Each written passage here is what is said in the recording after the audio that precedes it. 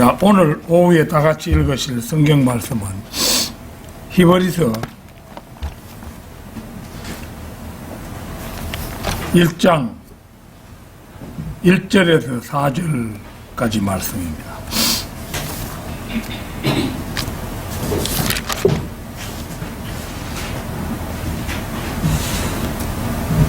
히브리서 1장 1절에서 4절까지 말씀 다 찾으신 줄 알고 받들어 읽겠습니다. 전에는 선지자들을 통하여 조상들에게 여러 번에 걸쳐 다양한 방법으로 말씀하신 하나님께서 이 마지막 날들에 그의 아들을 통하여 우리에게 말씀하셨으니 이 아들을 만물의 상속자로 세우시고 또 그를 통하여 그분께서 세상들을 지으셨느니라. 그는 하나님의 영광의 광채시며 그분의 인격의 정확한 형상이시고 그의 능력의 말씀으로 만물을 붙들고 계시며 친히 우리의 죄들을 정결케 하시고 높은 곳에 계신 위엄 있는 분의 오른편에 앉으셨으니 그는 이처럼 천사들보다 더 월등하게 되셔서 그들보다 훨씬 뛰어난 이름을 유업으로 받으셨느니라. 자, 오늘 오후에는 히브리서 1장 1절에서 4절까지 말씀을 가지고 하는데 사실은 히브리서 전체에 관한 말씀입니다. 히브리서에 나타난 예수님의 7명칭, 히브리서에 나타난 예수님의 7명칭, 이런 제목으로 말씀을 드리겠습니다. 성경을 기록하신 하나님은 하늘에서 비와 눈을 내리시는 바로 그 하나님이십니다. 피아노는 7개의 음을 가지고 있습니다. 세상에 수없이 다양한 종류의 피아노가 있을지라도 음은 7개 뿐입니다. 바하, 베토벤, 브람스, 슈만, 차이코프스키, 스트라빈스키 등 모든 음악가들도 7음계 이외의 악보는 써보지 못했습니다. 8째 음은 한 옥타브가 새로 시작되는 것일 뿐입니다. 다음은 색깔을 두고 얘기해 보십시다. 고흐, 다빈치, 미켈란젤로, 고갱, 피카소 등 그 어떤 화가도 7 색깔로 그림을 그렸습니다. 다시 말해 빨강, 노랑, 파랑, 주황, 초록, 남색, 보라색을 갖고 있으면 모든 색을 다 가지고 있는 것입니다. 더 이상의 색깔은 없습니다. 즉, 이 세상의 모든 색들은 이 7가지 색에서 나왔다는 말입니다. 흰색은 색이 아닙니다. 흰색은 색이 없는 상태를 말할 뿐입니다. 사람의 몸은 매 7년마다 바뀝니다.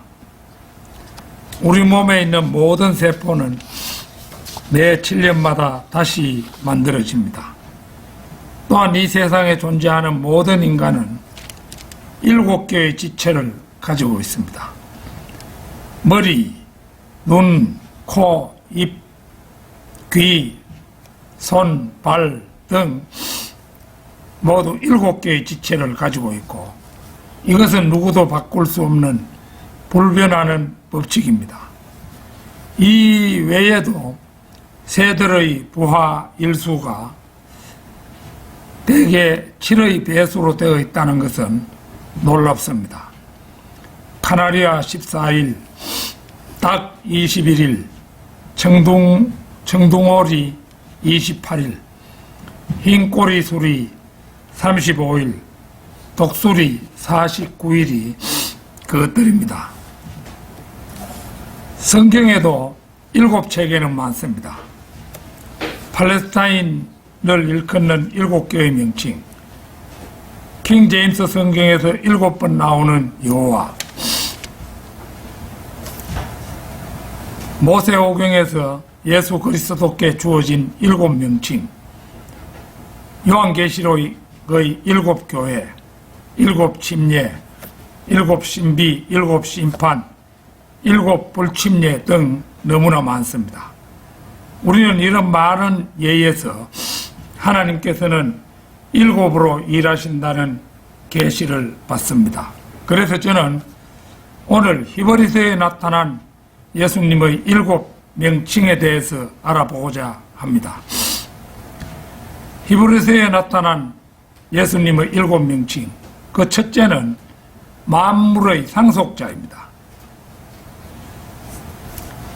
이 마지막 날들에 그의 아들을 통하여 우리에게 말씀하셨으니 이 아들을 만물의 상속자로 세우시고 또 그를 통하여 그분께서 세상들을 지으셨느니라.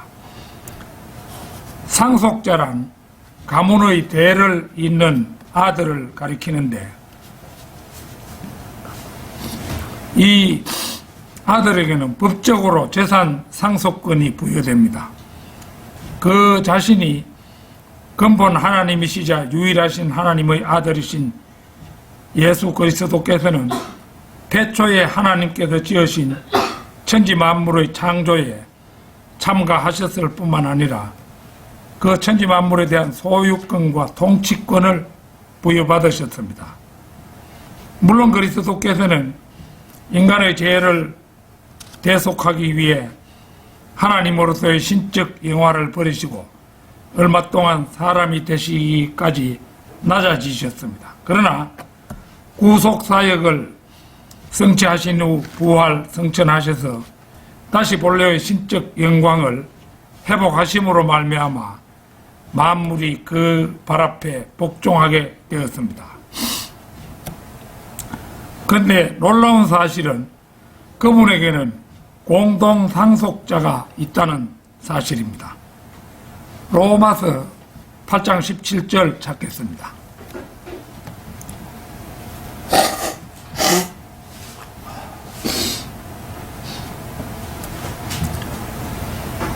로마서 8장 17절, 자녀이면 또한 상속자들이니 하나님의 상속자들이요 그리스도와 함께한 공동 상속자들이니 우리가 그와 함께 고난을 받은 것은 함께 영광도 받게 하려 함이니라.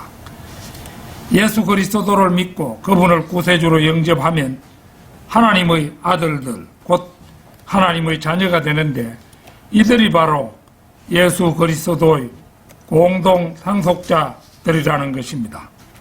우리는 그냥 그분이 십자가에서 이루신 일을 힘입어 그분을 구세주로 영접했을 뿐인데, 그분께서는 우리를 기꺼이 공동 상속자로 삼으신다는 것입니다. 히브리서에 나타난 예수님의 7명칭, 둘째는 구원의 대장입니다. 히브리서 2장 10절을 찾겠습니다. 히브리서 2장 10절.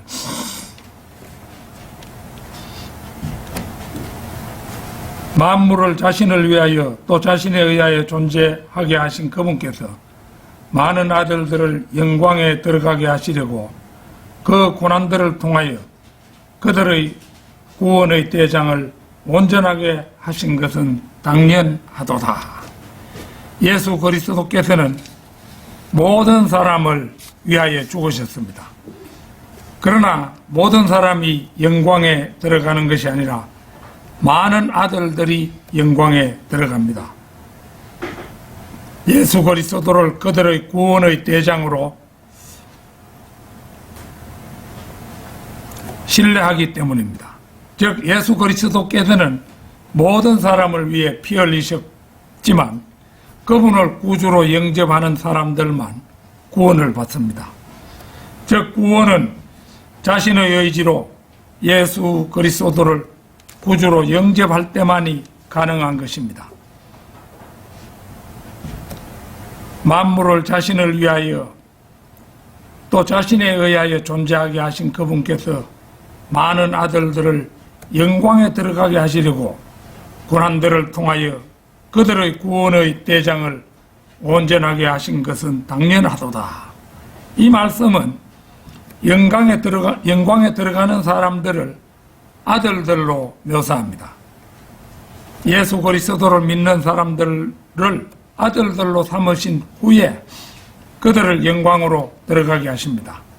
하나님께서는 디모데전서 2장 4절 말씀대로 모든 사람이 구원을 받기 원하시고 아울러 모든 사람이 진리의 지식에 이르기를 원하시지만 그러나 많은 사람들이 거부함으로 구원을 받지 못하고 또한 구원받은 사람들 중에서도 대부분의 사람들이 진리의 지식에 이르지를 못합니다.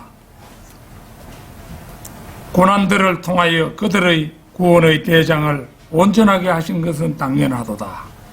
여기에서 예수님이 온전하게 되셨다는 것은 예수께서 죽으심으로 말미암아 구원을 완성하셨다는 그런 의미입니다.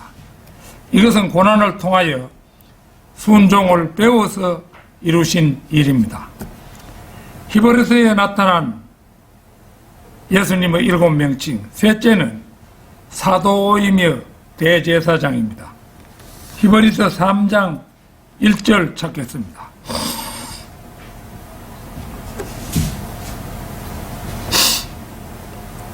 히브리서 3장 1절 그러므로 하늘의 부르심에 참여하는 거룩한 형제들아 우리의 고백하는 바 사도이며 대제사장이신 그리스도 예수를 깊이 생각하라. 여기서 사도이며 대제사장이라는 말은 예수 그리스도께 적용됩니다. 예수님 당시에 사도라고 불리는 사람들이 여럿 있었지만 바로 그 사도는 예수 그리스도이십니다. 로마 가톨릭은 베드로를 사도들의 왕으로 부르는데 그들은 예수 그리스도께서 받으셔야 할 칭호를 자기들의 교리에 따라 베드로에게 주고 있습니다. 대제사장도 마찬가지입니다.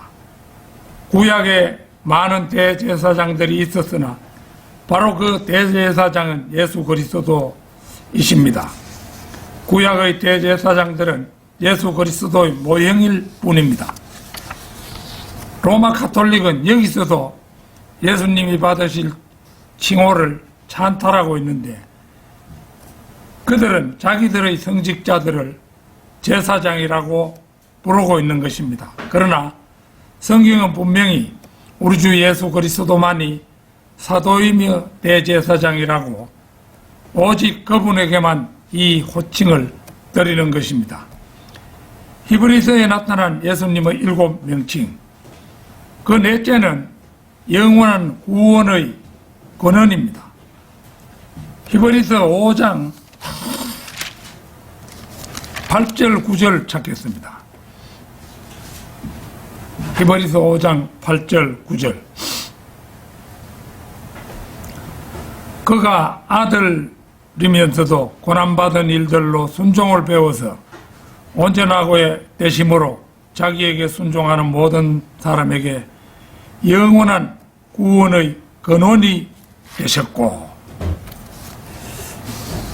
보는 것처럼 예수께서는 온전하게 되시기 위해 순종을 배워야 했습니다. 이것은 그분께서 단지 죽으신 것뿐만 아니라 모든 고난, 모든 유혹 등 인간적인 모든 시험을 이기셨다는 것을 의미합니다. 그래야 그분은 자기에게 순종하는 모든 사람에게 영원한 구원의 근원이 되셨다는 것입니다. 교회 시대 순종이라는 개념은 마음으로부터 순종하는 것과 관련이 되어 있습니다. 이것은 믿음으로 말미암아 은혜로 구원을 받는다는 교리와 일치합니다. 순종이라는 것은 무엇인가를 믿는다는 것입니다. 요한복음 1장 12절을 찾겠습니다. 요한복음 1장 12절. 그러나 누구든지 그를 영접한 사람들에게는 하나님의 아들들이 되는 권세를 주셨으니 즉 그의 이름을 믿는 사람들에게니라. 그분께서 십자가에서 흘려주신 보혈로 영원한 속죄를 이루어 주심으로 말미암아 구원의 근원이 되셨고, 누구든지 그분을 영접하는 사람에게는 그 믿음 하나를 보시고 하나님의 아들들 곧 영원 세계의 멤버가 되는 축복을 주시는 것입니다. 히브리서에 나타난 예수님의 7명칭, 다섯째는 휘장 안에 있는 선두주자입니다. 히브리서 6장 19절 20절 찾겠습니다.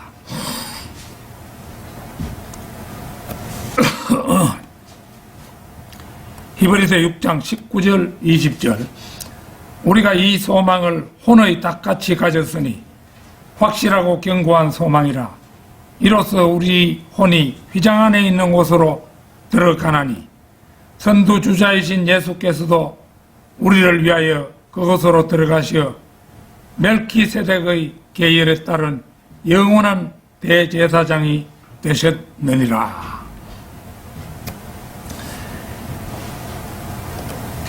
이 휘장은 땅에 있는 유대인의 성막 안에 있는 휘장이나 성전에 있는 휘장이 아니라 셋째 하늘에 있는 휘장입니다. 히브리서 10장 20절 찾겠습니다. 10장 20절. 그가 우리를 위해 바치신 새롭고 살아있는 길로 휘장 곧 그의 육체를 통하여 들어가느니라. 여기서 성막의 휘장은 예수 그리스도의 찢겨진 몸으로 상징됩니다. 몸은 또한 옷으로 표현되기도 하므로 이것은 하나님의 옷으로 묘사되기도 합니다. 예수 그리스도의 몸이 로마인의 창에 찢겼을 때 성전의 휘장도 찢겼습니다. 마태복음 27장 51절 보면 성전의 휘장이 찢겼지요.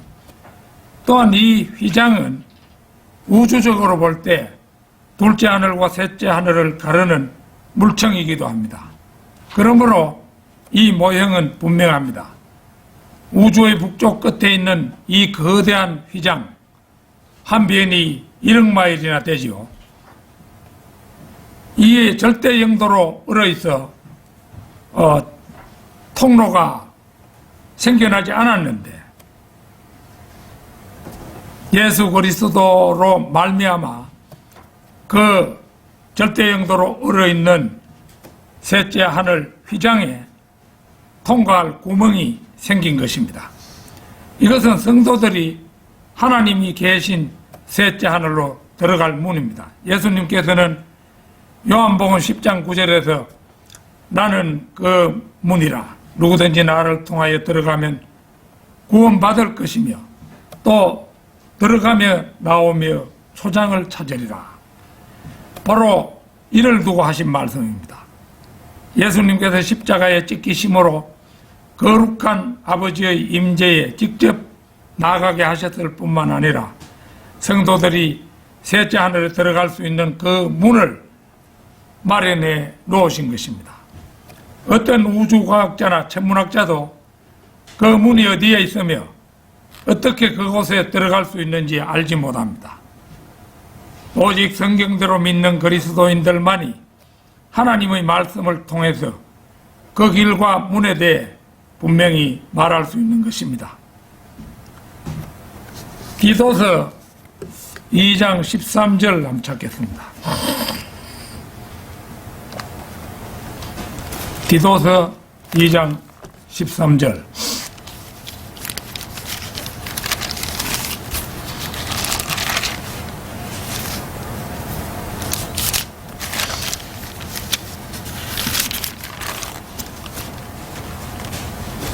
그 복된 소망 곧 위대한 하나님이신 우리 구주 예수 그리스도의 영광스러운 나타나심을 기다리게 하셨음이니, 이 말씀에서 보다 예수 그리스도 그분이와 말로 우리의 복된 소망입니다. 왜냐하면 그분이 친히 선두주자가 되시어 우리보다 앞서 그곳으로 들어가셨기 때문입니다.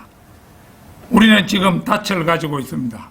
그리고 그것은 우리보다 앞서 올라가신 우리의 대제사장이신 예수 그리스도께서 다시 오셔서 우리를 휘장 너머에 있는 그곳으로 데리고 갈 것이라는 소망, 그것이 바로 우리의 닻입니다. 히브리서에 나타난 예수님의 7명칭, 여섯째는 우리 믿음의 창시자요 완성자이십니다. 히브리서 12장 2절 찾겠습니다. 히브리서 12장 2절.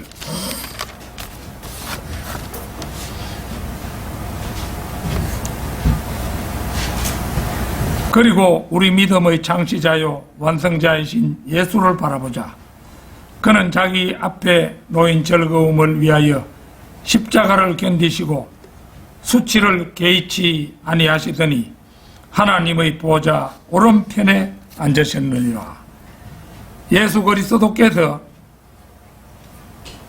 바로 우리 믿음의 창시자이십니다. 그분은 우리 믿음의 근원이십니다. 우리의 믿음은 그분에게서 시작됩니다. 그분은 바로 우리의 믿음을 만드신 분입니다.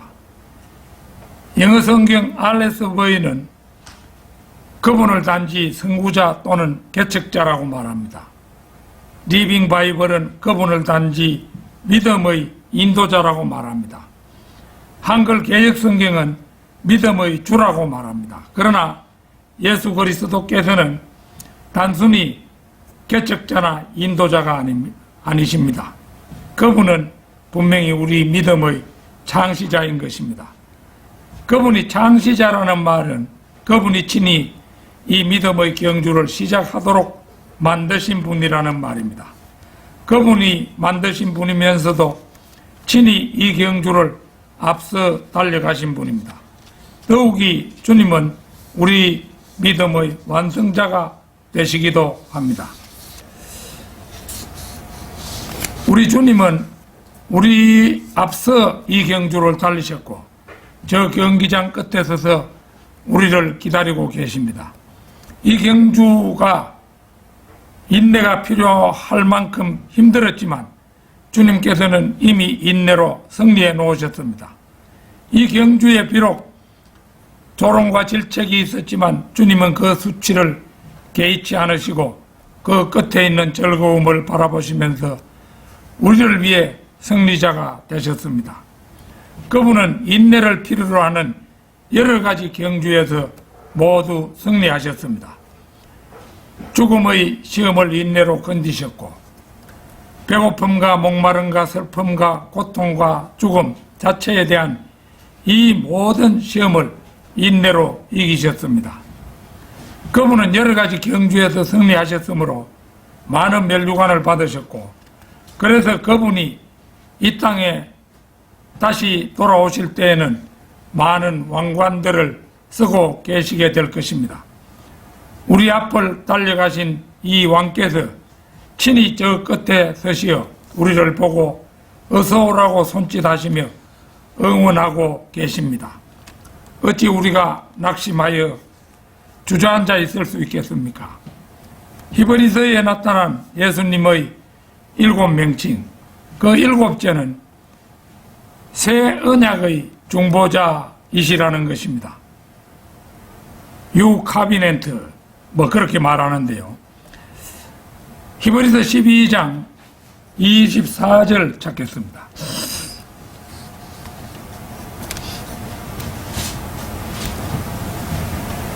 새 언약의 중보자이신 예수와 아벨의 피보다 더 좋은 것을 말하는 뿌리는 피에 이르르느니라.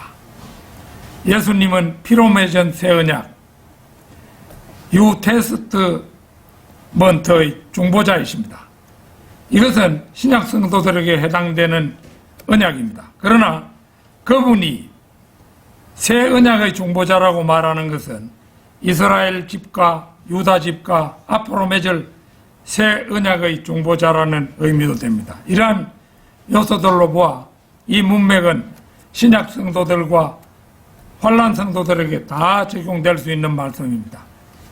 히브리서 9장 15절 찾겠습니다. 9장 15절. 이런 연유로 그는 새 언약의 중보자이시니 이는 첫 언약 때에 범죄한 것들을 구속하시려고 죽으심으로써 부르심을 받은 자들로 그 영원한 유업의 약속을 받게 하시려는 것이라. 영어 킹 제임스 성경을 보면 히브리서 12장 24절에서 유 커비넌트로 되어 있는데 반해서 여기 9장에 나타난 새 언약은 유 테스트먼트로 되어 있습니다. 굳이 이 둘의 차이를 말한다면 유 커비넌트는 범위가 넓어서 유 테스트먼트를 포함하는 개념이며 특히 유 테스트먼트는 유언의 의미가 강하다는 점입니다. 이 유 테스트먼트가 맺어진 목적은 첫 언약 때에 범죄한 것들을 구속하시기 위함이었습니다. 첫 언약에 속했던 사람들은 동물의 피로 정결케 되어야 했고 그들의 양심에 관해서는 결코 깨끗게 되지 못했기 때문에 매년 반복적으로 이 피를 흘려야 했습니다. 그러나 예수님께서 그분의 영원하신 피를 흘려주심으로 말미암아 이 새 언약에 속한 사람들은 더 이상 어떤 피도 흘릴 필요가 없게 되었습니다. 예수님을 구주로 영접하고 구원을 받은 우리가 바로 뉴 테스트먼트의 수혜자입니다. 이스라엘이 만왕의 왕이 자기들을 몸소 찾아오셨는데도 불구하고 예수님을 거부하는 바람에 교회시대 2000년이 열려 이방인들이 값없이 뉴 테스트먼트의 주역이 된 데 반해 이스라엘은 버림을 받았습니다.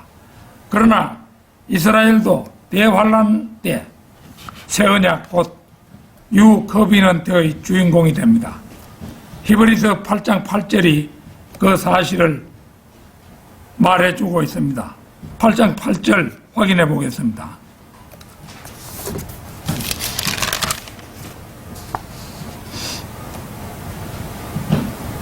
그들에게서 허물을 발견하고 그가 말씀하시기를 보라 그 날들이 오리라 주가 말하노라 내가 이스라엘 집과 유다 집과 더불어 새 언약을 맺으리라. 이 일은 아직 이루어지지 않았기 때문에 맺으리라는 미래 시제로 표현이 되어 있는 것입니다. 이 대목에서 하나 더 첨부한다면 중보자라는 의미입니다. 이 중보자를 사전에서는 하나님과 인간 사이에 서서 그 관계를 성립시키고 화해를 가져오는 역할을 하는 사람, 곧 예수 그리스도를 이룬다고 되어 있습니다. 즉 예수님은 자신의 피를 들여 한 손으로는 하나님의 손을 잡고 한 손으로는 인간의 손을 잡아 영원한 화해를 성립시킨 분이라는 의미입니다. 결론적으로 히브리서는 교회 시대와 환란 시대의 과도기적인 책입니다. 그래서 히브리서에 기록된 어떤 구절들은 교회 시대 그리스도인들이 받아들이기에 매우 어렵습니다. 그러나 성경대로 믿는 사람들은 신약시대 바울 다음으로 신실한 그리스도인인 러크만 목사님이 쓰신 히브리서 주석이 있기에 그리 어려운 책은 아닙니다. 디모데전서 2장 4절 찾겠습니다.